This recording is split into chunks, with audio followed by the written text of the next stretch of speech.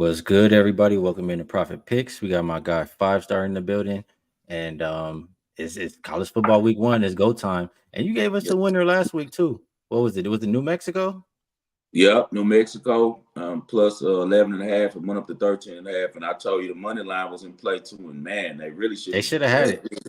Yeah, they should have hit it. Just horrible job by their receiver, man. Quarterback puts it right on him, seals the game. He just drops it. But, it's all good, man. We'll take the easy cash. Anyone who followed, man, he had a really easy time. And I gave out 10% play with that on my show. So if you were watching my show and you was watching this show, man, you did pretty good last week. And you got Rick White right there thanking you for that New Mexico pick. He got paid. So Thank you, Rick. let's get to it. Daniel says, let's get this bread, fellas. Everyone hit that like button.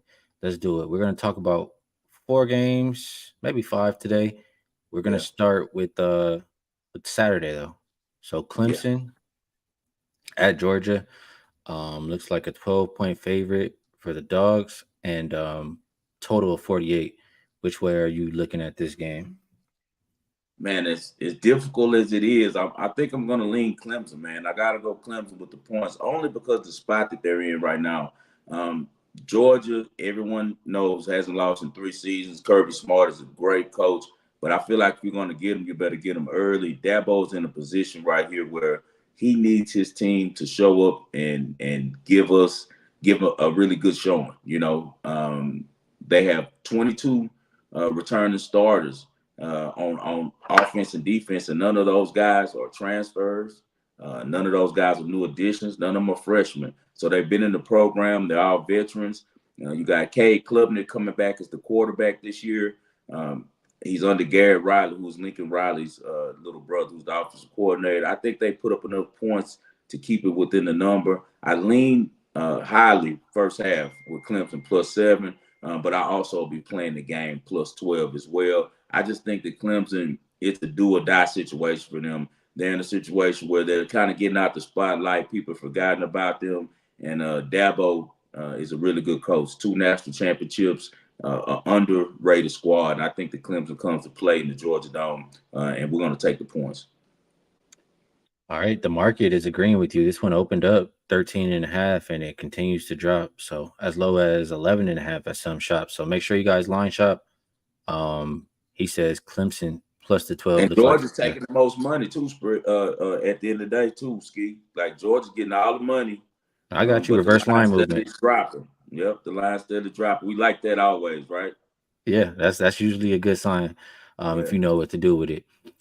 Just a quick question. Rick Okay. says thoughts on the under. Last time these teams played, if I remember, it was like 10-3. Like these are two Yeah. good defenses. If Clemson's gonna be within the point spread, you think it's a lower scoring game? Yeah, actually, on my show today, we just finished recording. It'll be up a little bit later. My co-host, Sino Royale, gave out first half 24 and a half under. I like that a Oh, lot. I like the first half under 24 and a half. Last time they played in 2021, and Georgia actually was a better team then, in my opinion. It was a 10-3. That was the final mm-hmm. score. So both of these teams really hang their head on defense. Two really good linebackers and a safety coming back for Clemson. And, when you got safety and linebacker play, that kind of is really important on defense because they're the quarterbacks of the defense. So I like a lot what I see out there, the Clemson defense. And, of course, Georgia's going to always play defense. That's, what Kirby Smart does. Forgive me if I'm looking up a little bit in between, but I got a bunch of money on this tennis match. I'm watching as well while I'm on the Yeah, I know how it podcast. goes. You gotta keep Yeah. your eyes on that money, man. Yes, yes, yes. All right, But so those are Clemson or the under. Can't really talk you off. Our guy Sino does like that first half under. And we'll move it right along to the next game. We have Penn State at West Virginia. And this one opened up 10-point favorites for Penn State. Now yeah. down all the way to 7.5. Um, total hasn't really moved too much. Are you looking at the side or total in this game? Side. I'm going with I'm going with West Virginia. Apologize. I'm going with West Virginia. I got them at +8.5. I'm a big Neil Brown guy. Neil Brown was a really good coach at Troy before moving to West Virginia. Morgantown is a really tough place to play. A lot of motivation. I like the revenge factor right here for the Mountaineers. Last year, they got blown out at Happy Valley to Penn State. After that, they went on a 5-1 run to end the season. They're a really good home team. Went 4-1 at home last year, 4-1 against the spread at home last year. Quarterback is coming back, who's kind of like a poor man's Baker Mayfield, Garrett Green. This kid can sling it. He can run. He can make things happen. A lot of starters back for West Virginia, 13 of them to be exact.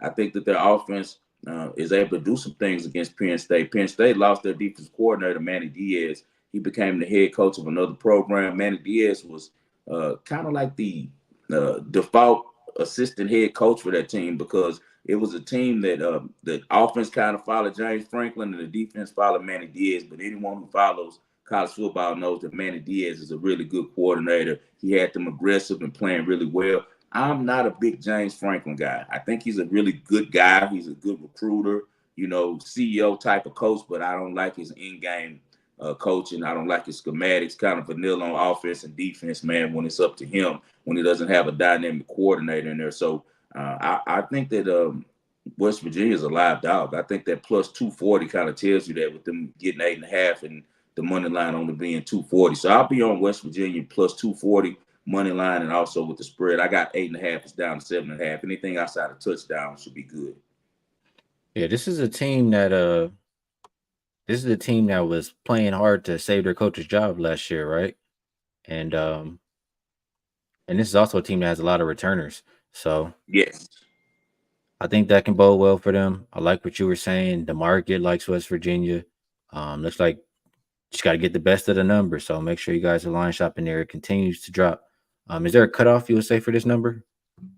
I'd stay at 7.5, just because 7 might end up being a push. Like if you get to OT or something like that, you'll still win. If you get to 6, if you can get to 8, if you can find an 8, that's a really good number. Because if you get to OT, which this game could very much come down to that, now you got where they're going for touchdowns and 2-point conversions. You don't want the 8 to knock you out after you've been in the game all game. So I'd stay at the 8. I think the 8 is the key number on this one.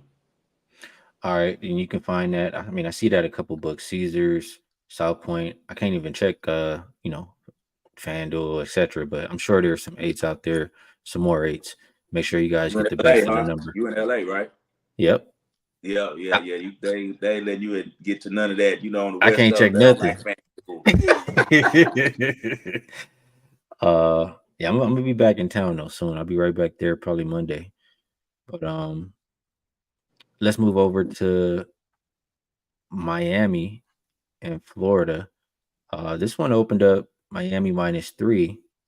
I see it moving to about 2.5 total. Dropped a 1.5 to 54. This is one of the other ones you're going with the market. This one, a little bit against the market. Tell us why you like Miami. It boiled down in this one to quarterback play. I'm a big Cam Ward guy. I've been following Cam Ward since he was at Incarnate Word.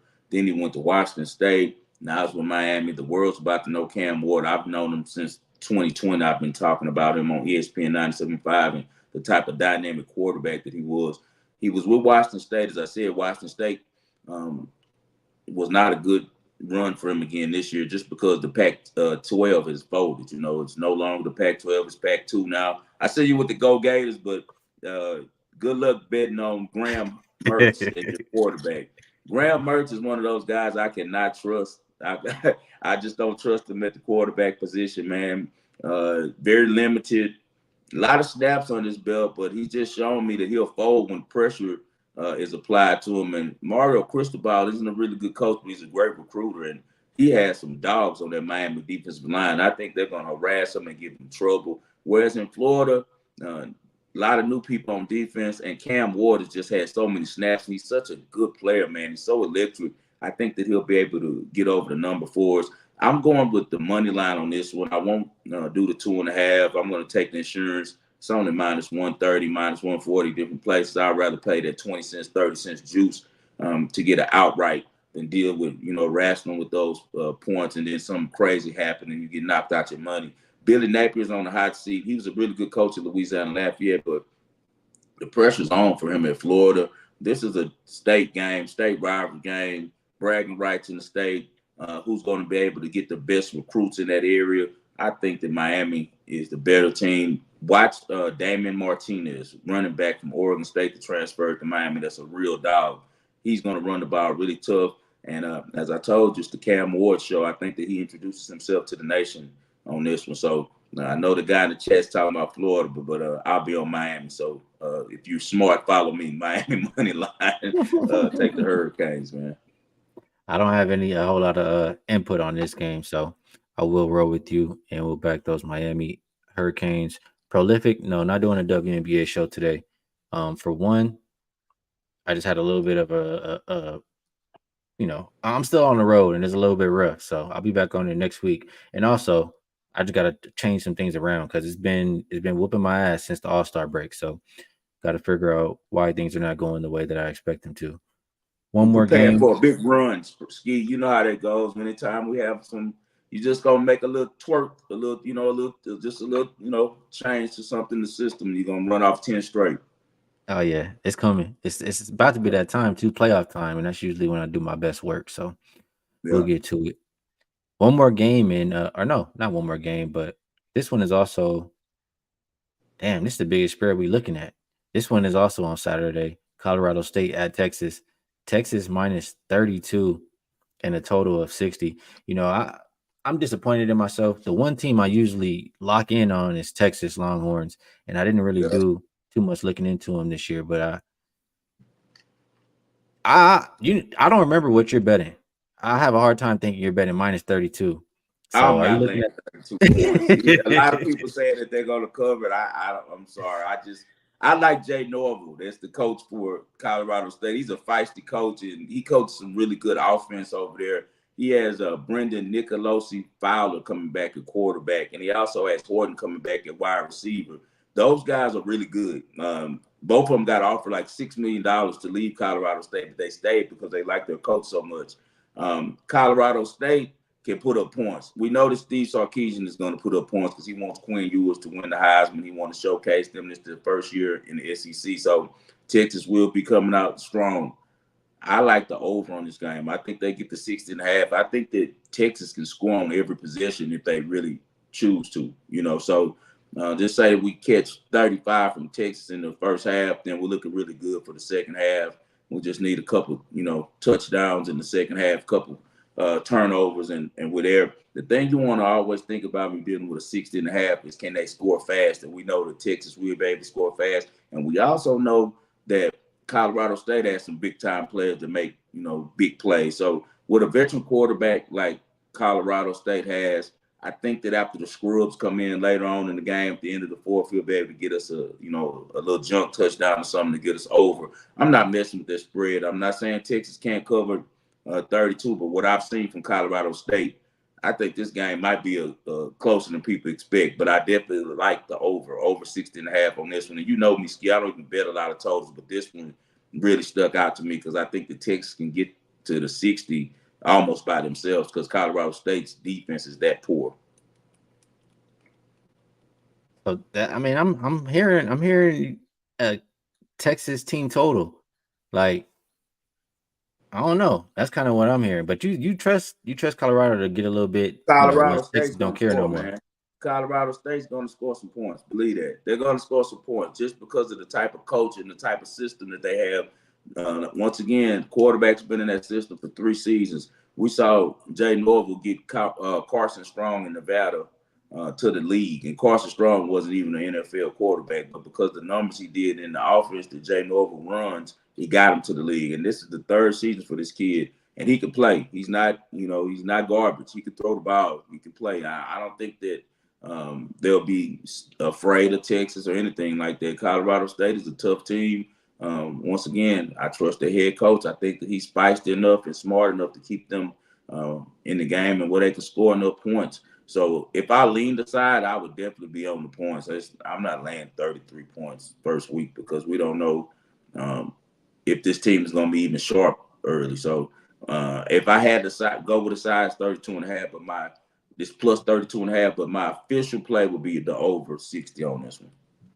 Okay, a couple questions.